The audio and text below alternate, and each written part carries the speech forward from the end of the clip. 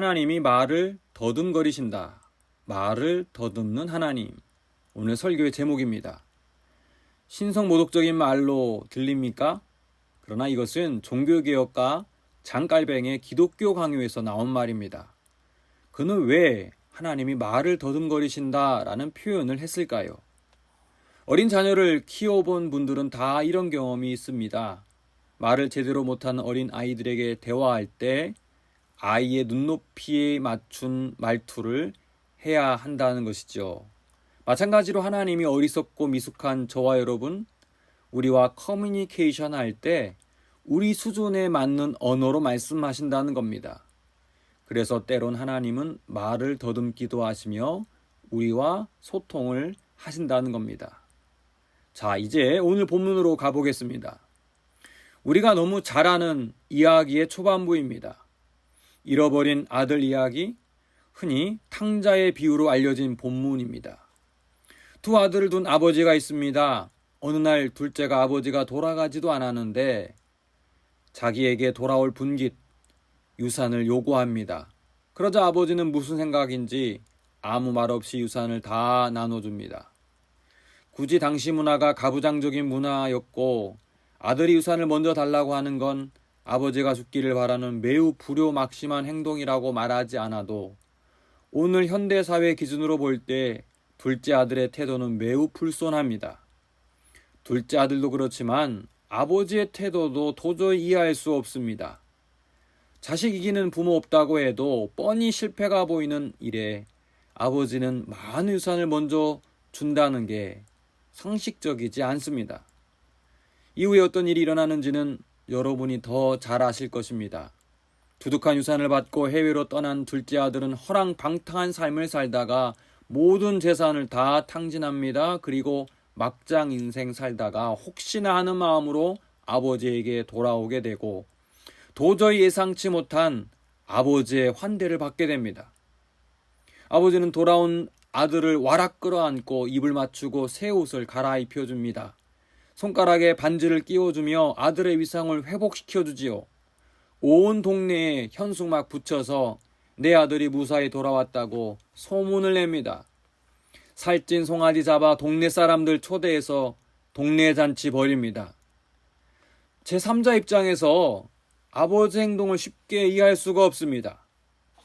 1년 전에 제 블로그에 오늘 본문을 중심으로 해서 하나님의 과감한 배팅이라는 제목으로 글을 쓴 적이 있습니다. 1년간 함께 글쓰기를 했던 글동무 중에 경기도 수원에 사신 50대 중반의 남성분이 있는데 제 글을 읽고 이렇게 댓글로 피드백을 해주었습니다. 참고로 이분은 천주교인입니다. 형구님, 탕자 이야기는 아직도 저에게 이해가 안 되는 대목입니다. 큰아들보다 둘째 아들을 편애하는 아버지의 모습으로밖에 저에게 안 보입니다. 여러분, 이분은 탕자 이야기에 나온 아버지를 어떻게 이해했습니까? 편애하는 아버지. 이분이 볼 때는 아무리 생각해도 둘째 아들을 편애하는 문제 있는 아버지로밖에 보이지 않았던 것이죠. 여러분은 어떻게 생각하십니까? 100번 양보해서 아버지 입장에서는 그래도 정신 차리고 둘째 아들이 집에 돌아왔으니 다행이다 싶은 마음이 있겠지요. 그러나 아버지는 너무나 상식 밖의 행동을 합니다. 아니, 너무나 지혜롭지 못한 것이죠. 잘한 것이라는 것은 눈꼽만큼도 없는 둘째 아들을 위해 왜 잔치를 벌입니까? 뭘 잘했다고? 사실 동네 창피한 일입니다. 더군다나 형이 볼 때 이것은 편애로밖에 보이지 않습니다. 저의 글에 댓글을 달았던 분이 제기하는 것이 바로 이 부분입니다. 도저히 본인 상식으로는 아버지 행동이 이해할 수 없다는 것이죠.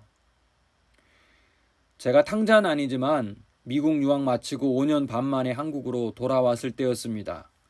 탕자처럼 방탕한 삶을 살다가 돈을 탕진한 건 아니지만 유학생활 하면서 있는 돈 없는 돈 다 긁어모아 써서 빈털터리로 돌아왔습니다. 당장 차 한 대가 필요하잖아요. 그때 어머니가 저를 부르시더니 양 목사, 엄마가 새 차는 사줄 돈은 없고 그동안 누나들이 준 용돈을 모은 게 500만 원 정도 있어. 그 돈 줄 테니까 중고차라도 사. 그런데 다음 어머니 말이 참 재밌었습니다. 근데 절대 누나들한테는 얘기하면 안 돼. 여러분, 제가 그 돈 500만 원을 받았을까요? 안 받았을까요? 예, 돈이 궁해서 받았습니다. 어머니는 왜 말하지 말라고 했을까요? 네, 맞습니다. 혹여라도 누이들이 섭섭한 마음이 들 수 있잖아요. 엄마는 아들만 좋아하는구만, 이렇게 생각할 수 있잖아요. 사실 자녀들이 부모에게 받은 가장 큰 상처는 부모님의 편애입니다. 이 점에서 아버지는 누가 봐도 둘째 아들을 편애했습니다. 뭐 잘한 게 있다고, 외국에서 학위 받고 돌아온 것도 아니고 돈을 벌어온 것도 아닌데 받은 유산 다 탕진하고 거짓글로 돌아온 자식 뭐 예쁘다고 잔치를 벌이는 것입니까? 그것을 바라보는 첫째 아들의 마음이 어떻겠습니까? 실제 오늘 탕자 이야기 후반부를 보면 밭에서 일하다가 돌아온 첫째가 이 소식을 듣고 울분을 토해냅니다. 솔직히 아버지가 잘못한 거예요. 처음부터 둘째 아들이 유산 달라고 할 때 단칼에 거절해야 했습니다.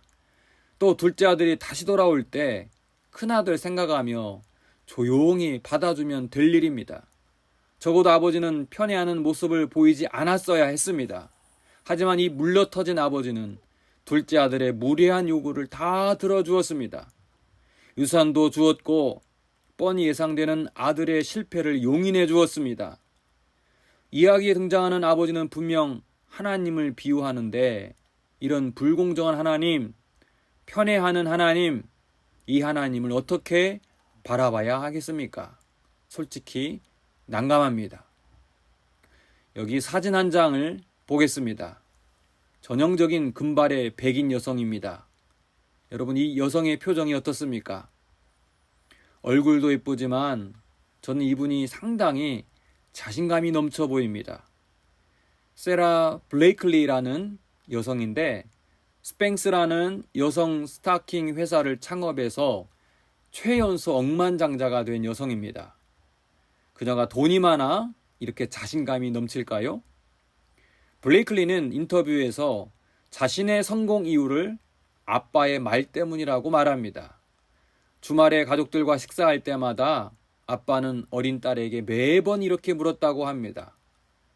블레이클리, 이번 주는 뭘 실패했니? 아빠, 자전거로 마트에 가려다가 넘어졌어요. 요즘 피아노를 배우는데 너무 어려워 진도가 잘 안 나가요. 그때마다 아빠는 이 어린 딸에게 용기를 북돋아주며 칭찬해 주었다고 합니다. 야, 네가 이번 주도 도전하고 노력했구나. 잘했어. 아빠는 성공이 아닌 실패에 칭찬을 해주었던 것입니다.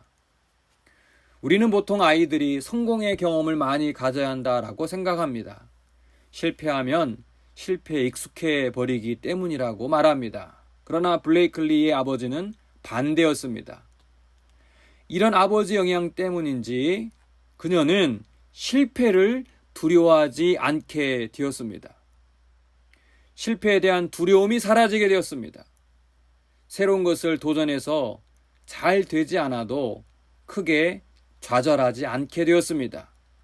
실제 그녀는 로스쿨 시험에도 2번 떨어지고 외판원도 하는 등 그냥 그런 평범한 삶을 살았다가 그럼에도 꿈을 키웠고 스팽스라는 속옷 브랜드를 만들어 대박을 친 것입니다. 그녀의 성공은 갑작스러운 게 아니었습니다. 성공에 대한 강박관념에서 벗어나 실패를 두려워하지 않았기 때문입니다. 진정한 실패는 성공하지 못한 것이 아니라 아무것도 하지 않는 사람입니다. 이 점에서 실패를 가장 많이 하시는 분은 하나님이 아닐까 생각해 봅니다. 그렇습니다. 하나님은 실패를 두려워하지 않는 분입니다.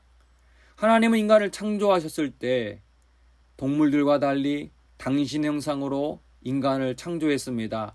독립적인 인격과 자유의지를 주셨습니다. 여러분, 이것은 큰 모험이 아닐 수 없습니다. 자유의지를 갖게 되었다는 것은 인간이 하나님을 자발적으로 사랑할 수도 있고 또한 하나님을 대적할 수도 있는 존재가 된 것입니다. 하나님은 인간을 프로그래머화된 로봇으로 창조했다면 절대 실패할 수 없었지요. 그러나 하나님은 인간에게 자유의지를 주셔서 자발적이고 순수한 사랑을 받고 싶었습니다. 탕자의 비유에 나온 아버지 역시 둘째 아들과 그런 사랑을 나누고 싶었습니다. 아버지의 강압에 어쩔 수 없이 집에 머물며 바깥 세상을 그리워하는 게 아니라 아버지의 품을 귀하게 여기고 그것이 참 행복임을 깨닫길 원했습니다. 그래서 아들이 집을 나간다 했을 때 허락해 주었고 실패하더라도 그것을 통해 배우기를 원했습니다. 전 재산을 다 탕진해도 그래도 아버지는 아무 조건 없이 나를 받아주는구나. 그 절대적인 사랑을 아들이 경험하기를 원했던 것이죠. 여러분, 어린 자녀 키울 때 아빠, 엄마 노릇하기 많이 힘드셨지요? 한참 클 때 사고도 치고 부모 속 상하게 할 때가 많았을 것입니다.